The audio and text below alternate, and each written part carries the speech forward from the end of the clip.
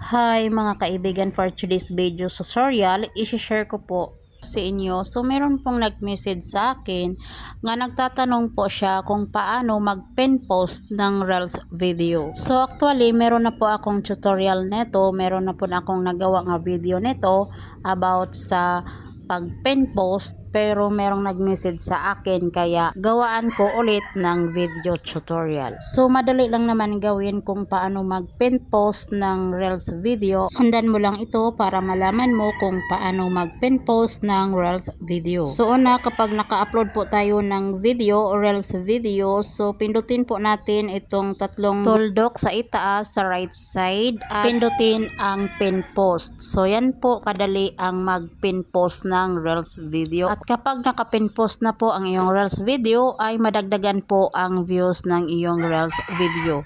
So yan lang po i-share ko sa inyo mga kaibigan. Thank you for watching. Bye-bye.